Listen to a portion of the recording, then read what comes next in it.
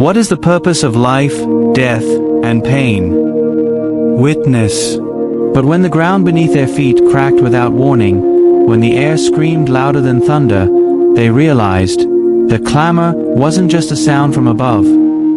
It was the cry of their forgotten deeds. The mountains turned to dust, the graves gave up secrets, and the weight of a feather decided eternal fate.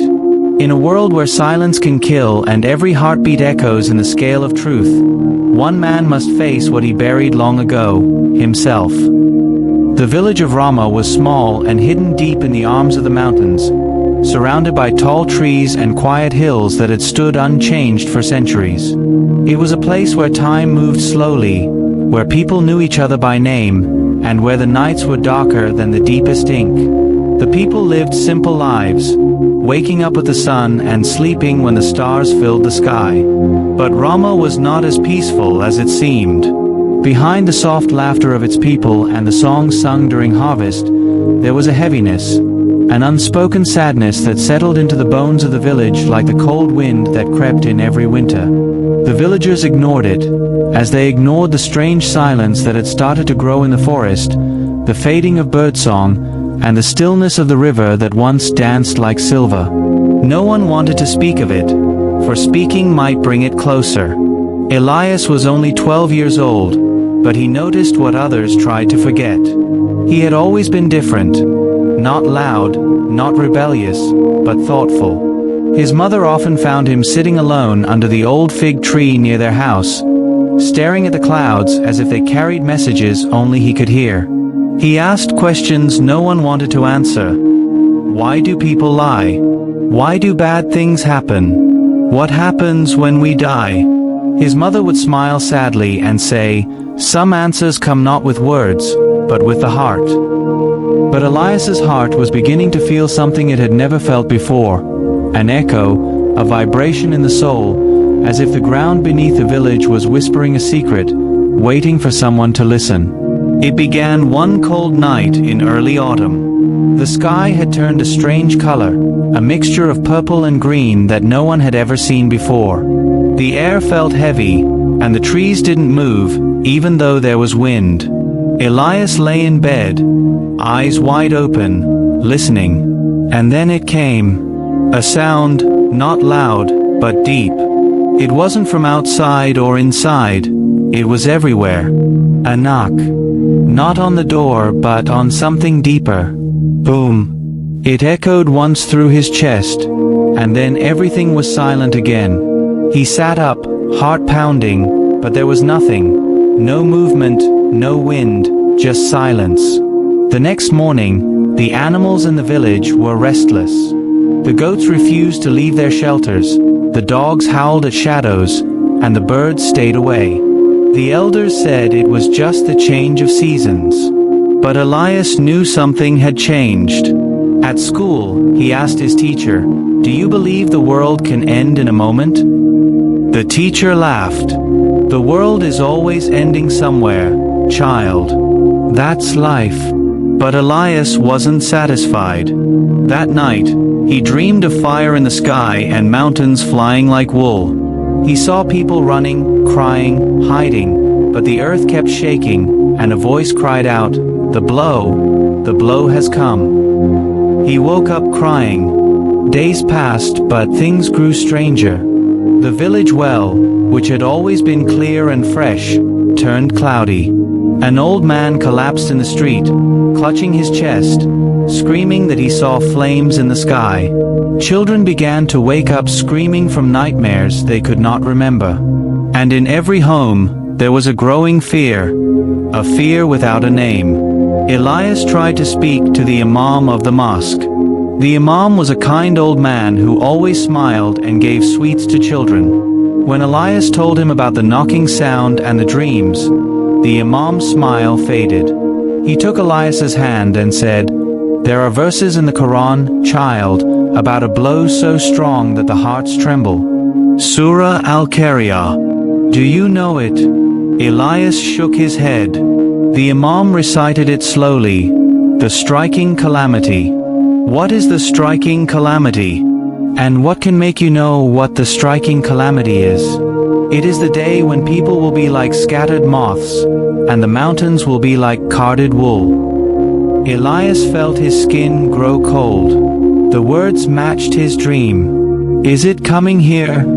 He whispered. The Imam looked toward the mountains and said quietly, maybe not the day itself, but the echo of it, that can visit. And if people do not return to the truth, the echo becomes louder. Elias returned home with those words burning in his heart. He saw the village differently now, not just as a place of homes and fields, but as a place where choices were being weighed. He noticed how some men cheated in the market, how others mocked the poor, how laughter covered cruelty. He saw children bullying a disabled boy, and their parents pretending not to see. He saw a woman cry at the door of the mosque, asking for help, while others turned away in silence. It hurt him, not because he thought they were evil, but because he knew they had forgotten. Forgotten kindness, forgotten prayer, forgotten the balance that held the world together. That night, the knock came again, louder. Boom, boom. It shook the glass on his window. His mother came running in, eyes wide. Did you feel that? Elias nodded. But outside, no one else reacted. It was as if the knocking only reached those who were still listening. The days that followed brought fear. A young girl went missing in the forest. When she returned, her hair had turned white, and she spoke no words. A merchant dropped dead while counting stolen coins. A strange sickness spread, no fever, no pain, just silence. People stopped speaking, just sitting, staring, waiting. Elias saw it clearly now. This wasn't just sickness or fear. It was the beginning of the weighing. A silent judgment had entered the village, and every soul was being measured, not by gold or fame, but by truth and lies, compassion and cruelty. He began to visit houses, speaking gently. Maybe we should return to prayer, he'd say. Maybe we should forgive the ones we've hurt. Some listened. Most laughed. You're just a child, they said. We have priests and elders. You don't know what you're talking about. But one woman, Layla, listened. She was a widow who had lost her son in the war. She lived alone, spoke to no one. When Elias knocked on her door, she almost didn't open it. But when she did, and he spoke of the knocking sound and the verse of Al-Qari'ah, she began to cry. She brought out an old Quran, wrapped in cloth, untouched for years. I stopped praying when my son died, she whispered. I was angry. I thought God forgot us. Elias held her hand. I think God is knocking, he said. Not to punish, but to remind. Layla began to pray again. She lit a candle in her window every night. Others began to notice. Some followed. Some mocked. The knock came again. This time, it broke glass in 3 homes. Still, most turned their backs. But Elias kept walking, knocking on hearts, whispering the echo of the verse. He whose scale is heavy shall live in peace. But he whose scale is light, his home will be the abyss. And as the days grew colder, and the whispers grew louder, the village of Ramah stood on the edge of something it could not yet name, a storm of the soul, a mirror of the day that was promised, and a reminder that the real calamity is not the blow itself, but the silence that follows it when no one listens. The sun never rose properly on the morning the first blow came. A dim light covered the village of Ramah, not like dawn, but like the last breath of evening refusing to leave. The birds were silent, and the trees stood still like statues. Elias woke before his mother, his chest tight, his heart already pounding as if it remembered something the mind had not yet caught. He looked out the window and saw the sky, a strange trembling shade of red, not bright like fire but pale, like dried blood spread across glass. The people stepped out of their homes one by one, rubbing their eyes, murmuring about the cold that had arrived without wind. No one noticed that the dogs had stopped barking. No one noticed that the goat stood frozen, eyes wide with something between fear and knowledge. But Elias noticed everything. His ears were ringing, a deep hum beneath the silence, like a warning hidden in the earth's breath. He whispered quietly, "It's coming." By noon, a sound began to rise, not loud, but low, like the distant roar of an ocean, though there was no sea near Ramah. It seemed to come from the mountains, but also from under the village itself.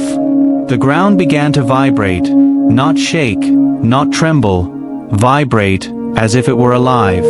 The old mosque bell, untouched for years, began to swing on its own. Layla stepped out of her home, her candle still lit in her window, her prayer mat still warm. She saw Elias standing in the middle of the street, staring at the mountains. "Elias," she whispered. He didn't answer. The clouds overhead twisted, forming circles, one inside the other, like a great eye opening above them. Then the blow came. It was not fire, nor storm, nor flood. It was sound. A sound so deep it had no pitch, no language. It wasn't heard with ears, it was felt in the bones, in the heart, in the soul. Boom. Everything stopped. The birds in the sky fell, not flapping, just falling.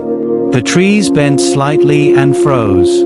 People collapsed, not unconscious, but paralyzed by something they could not name.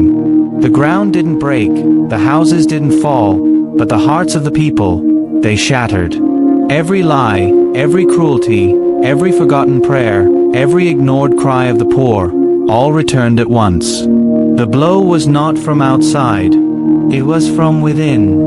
For 3 full minutes, the world didn't breathe. Then the light returned, slowly, coldly, like dawn after a nightmare. People woke up on the ground, coughing, crying, unable to explain what had happened. No one died. Not yet. But something had changed. The eyes of the villagers were different. Some were filled with fear, others, strangely, with guilt. And in the eyes of a few, like Layla, there was calm, a knowing. She looked at Elias, her hands trembling, and said, "That was the first, wasn't it?" Elias nodded slowly. "It was the echo of the day," he said. "The echo of Al-Qaria." That evening, the village held a meeting. People argued, shouted, wept. Some said it was a curse. Others said it was a sign from God. A few said it was nothing, just weather, just coincidence. One man stood up, trembling with rage, and shouted, "We don't need fear. We need money. We need food. If there is a God, where has he been?" The silence that followed his voice was so sharp it could cut the air. Then Layla spoke. She didn't shout. She whispered, "Where has God been? He was in every poor man you ignored, in every child you mocked, in every woman you silenced. He was knocking, and you refused to open." Her voice broke, but her eyes held fire. Now he has entered, not through mercy, but through justice. That night, half the village began to pray again. The mosque filled for the first time in years. But the other half, they turned harder, colder, mocking those who changed, saying, "You think prayer will stop the next one? You think kindness will save you?" But Elias could feel the weighing had begun. He felt it in the wind that passed through the valley, in the dreams that returned to him like rivers, visions of flames, of flying mountains, of people running like moths into the dark. He dreamt of the scale, one side glowing with light deeds, honesty, mercy, charity, the other side stained and heavy, pride, greed, cruelty, forgetfulness. The scale tipped wildly, like the world itself was about to fall. Then came a voice, gentle and terrible. "He whose scales are heavy shall be in a life of satisfaction. but he whose scales are light, his refuge shall be the abyss. Elias woke, tears soaking his pillow. He whispered the words again and again, as if trying to hold on to something holy. Over the next days, strange things returned. A child spoke verses in her sleep, verses she had never learned. A blind man saw fire in the mirror. A newborn baby cried only when the Quran was closed. The Imam, now visibly aged by fear and awe, called the village together and recited Al-Qari'ah aloud, his voice trembling, the calamity. What is the calamity? And what can make you know what the calamity is? The villagers stood in silence. For the first time they truly heard. It was not a story. It was not a metaphor. It was a warning wrapped in poetry. A mercy wrapped in terror. The sky above them remained restless. Clouds shifted without wind. The sun flickered like a candle ready to die. And the river that once sang, was silent.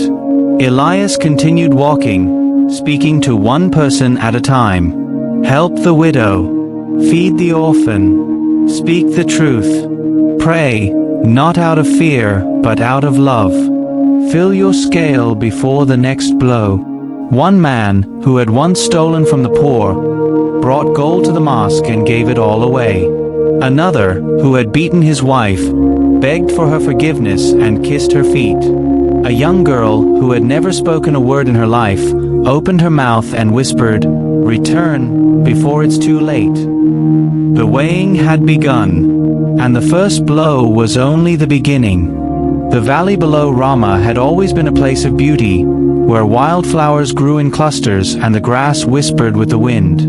Children once played there, and shepherds led their flocks across its peaceful green. But after the first blow, the valley changed. It was no longer a place people entered. A shadow had settled there, not a shadow made by clouds or trees, but one that seemed to breathe and grow. It had no shape, yet it was seen.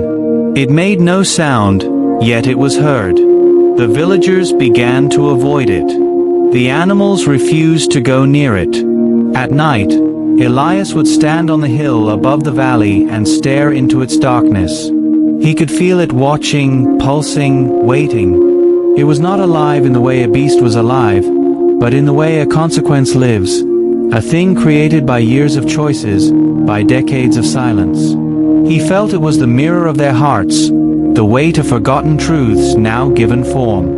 One night, as the wind howled like an animal in pain, Elias had another dream. In the dream, he was standing at the edge of the valley, holding a glowing scale in his hands.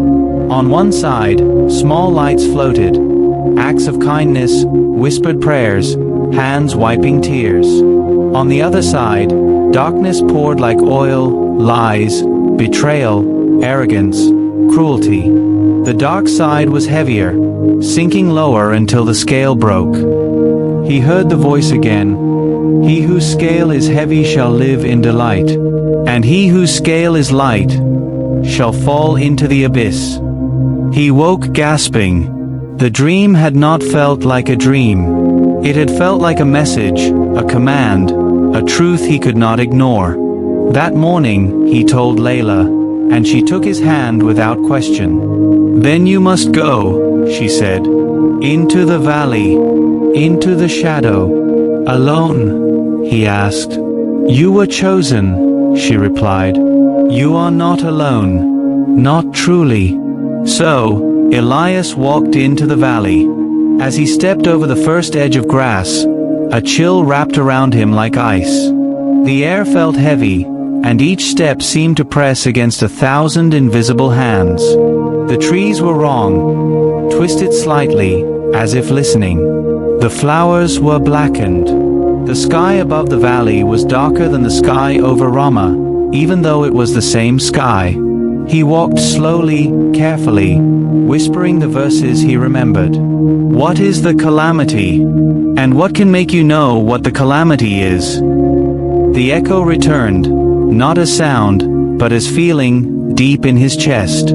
He walked for hours. The valley seemed to stretch, growing deeper with every step. And then he saw it. A figure standing at the center. Tall, cloaked, unmoving. It had no face. Its body seemed to be made of smoke and ash. Yet Elias was not afraid. He felt sorrow more than fear. As he stepped closer, the figure raised its hand, and suddenly Elias saw things. Not with his eyes, but with his heart. He saw the villagers, each person's soul, glowing or dim, depending on their deeds. He saw one man with a small light hidden under layers of darkness. He saw a child glowing like the sun. He saw Layla's light growing every day, reaching toward the sky. He saw his own light, flickering but steady. The figure spoke without a mouth. "You are the echo," it said, "the voice before the blow." "Why me?" Elias asked. "Because you listened." Then the valley began to shake. The ground split, not open, but inward, as if the earth itself was weeping. Black smoke rose and formed shapes. Broken promises, shattered prayers, abandoned mercy. The figure pointed to them. "These are the weightless. Those who let their scales stay empty. Can they be saved?" Elias asked. "Only if they choose to fill their scale."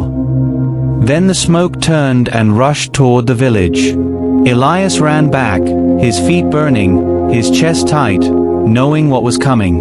He arrived breathless, shouting, "The shadow is rising. We are running out of time." Some listened. Some didn't. The Imam stood up in the mosque and said, "We are being given mercy in the form of horror.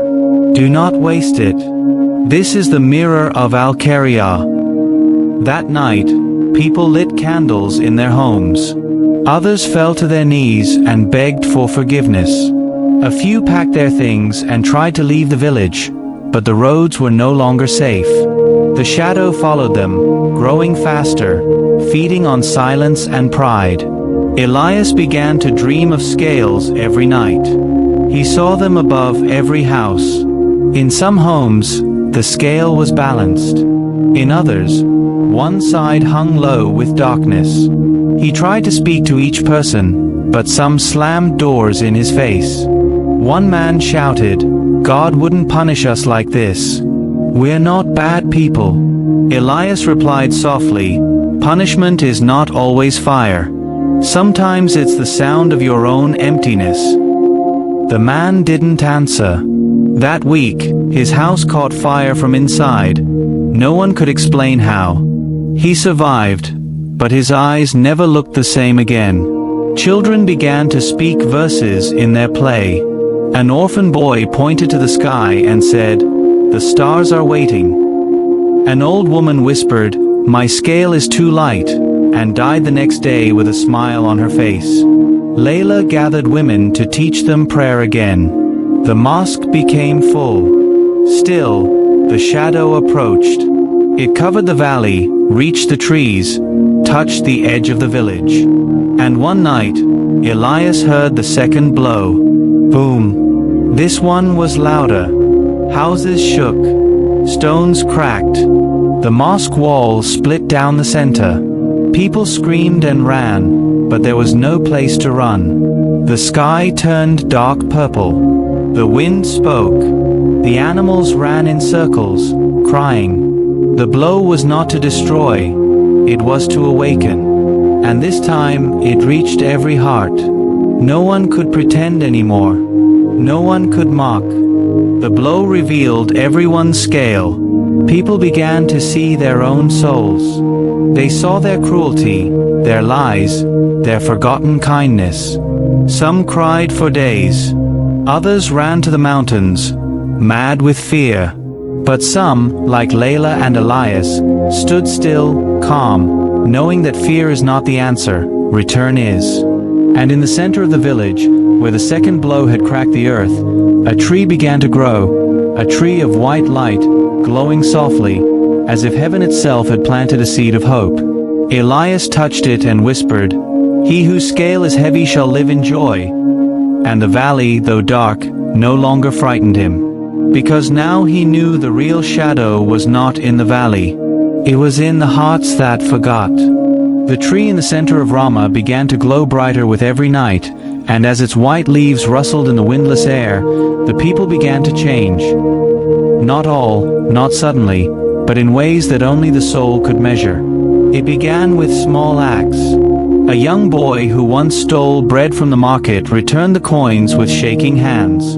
A widow who had cursed the heavens for years walked into the mosque and whispered her first prayer in decades. The imam, now thinner and quieter than ever, began to cry every time he recited Surah Al-Qari'ah, and no one mocked him anymore. The villagers had stopped laughing at signs, because they now realized they were signs. The third blow had not come, but it lived in every heartbeat. The air still trembled at night. The shadows still crept along the edges of the forest. The animals still sensed it first. But the people of Rama had begun to soften, not all of them, but enough. Enough for hope to breathe again. Elias continued walking from house to house, not with warnings now, but with warmth. He no longer said, "The blow is coming." Instead, he said, "Your scale is not sealed yet. You still have time to fill it." People began to speak differently. Words once sharp with anger became soft. Neighbors who had not spoken in years shared meals. A thief confessed and returned every item he had ever taken. A man who had once beaten his wife built her a new home with his own hands. It wasn't perfect. Darkness still lingered. There were still eyes that rolled in disbelief, still hands that held on to pride like treasure. But even they began to feel uncomfortable in their silence. The shadow in the valley had not left, but it had stopped moving, for now. One night, Elias sat by the glowing tree with Layla. They did not speak. They listened.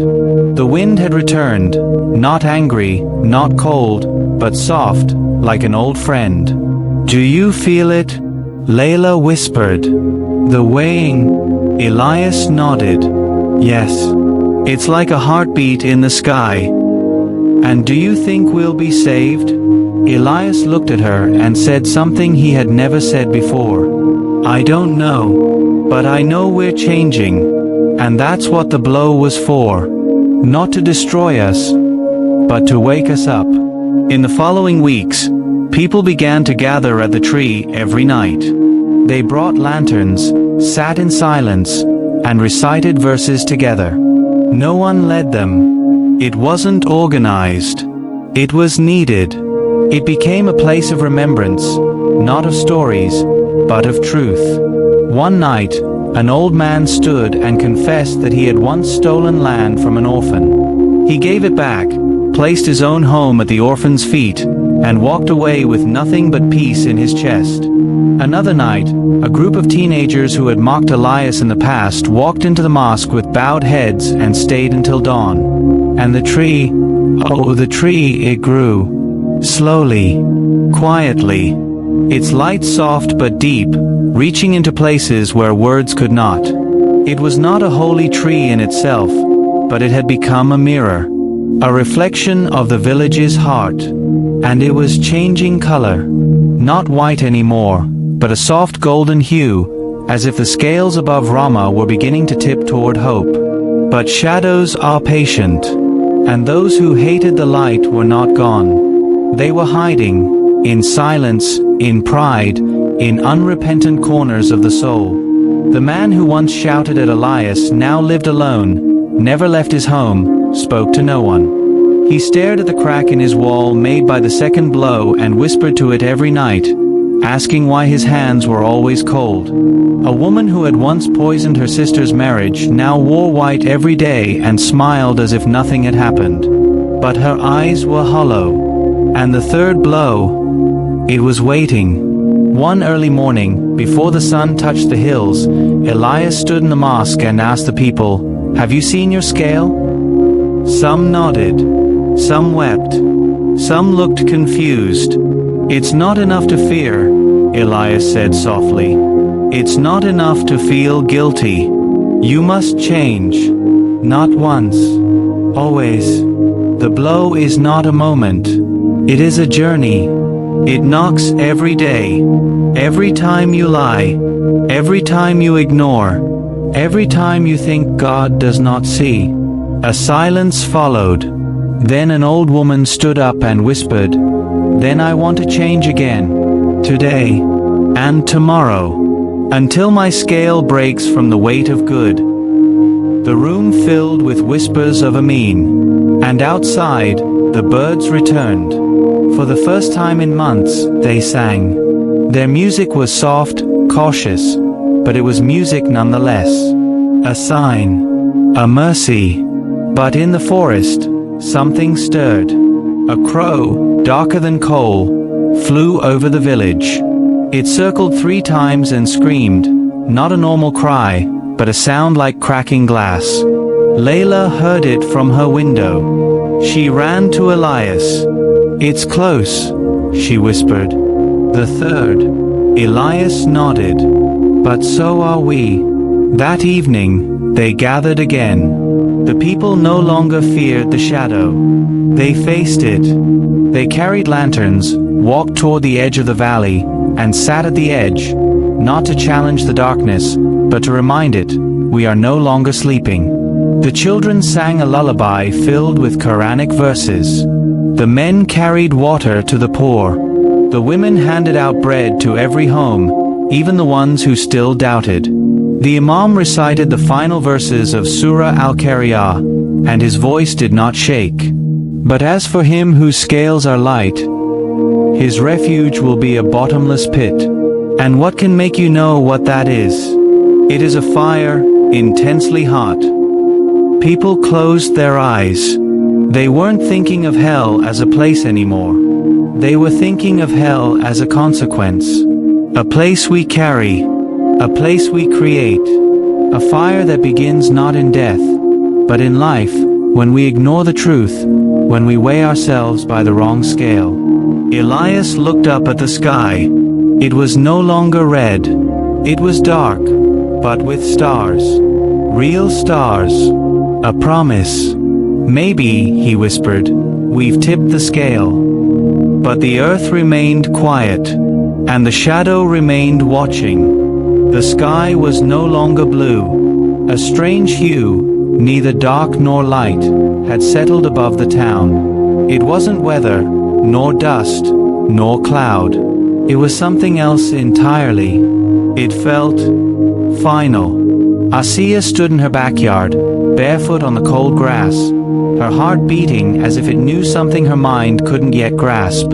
Her dog, Barkley, sat silently beside her, no wag, no whimper, just a gaze fixed upward. For weeks, she had tried to forget the voice. The words from the scroll, the parable of the calamity, the day when the world would be split like paper in fire. But she couldn't. No one could. Because every day since, signs had grown stronger. Birds flew in circles, refusing to leave. Radios stopped mid-song. Clocks lost their rhythm. People dreamed the same dream, a mountain shattering into sand, and a voice calling names from the sky. And now, it was here. The trumpet blew. It wasn't a trumpet made of brass or held by hands. It came from the earth itself. A sound so massive it felt like the universe taking a breath for the first time, and then releasing it. The trees shook. Buildings trembled. Children clung to their parents. And everyone, all at once, fell silent. Asiya collapsed to her knees, her hands gripping the earth, as if she could hold the world together. Barkley stood in front of her, a protector still. But there was no one to fight. Just judgment. The voice came again, not from the heavens, but from within their hearts. What is the calamity? And what will make you know what the calamity is? Asiya felt her chest glow, not because she was without sin, but because she had believed. She had turned back. She had changed. And she knew The calamity was not only about destruction. It was about truth. A truth that couldn't be hidden behind money, beauty, fame, or lies. A truth that saw hearts, not hands. As the ground melted into light and the wind hummed with the breath of the eternal, Asiya whispered one last prayer. I didn't understand before, Lord, but I do now. You were never far. I was. The final sound was not thunder. It was music, not heard but felt. A call to return, and then silence, then light, then mercy.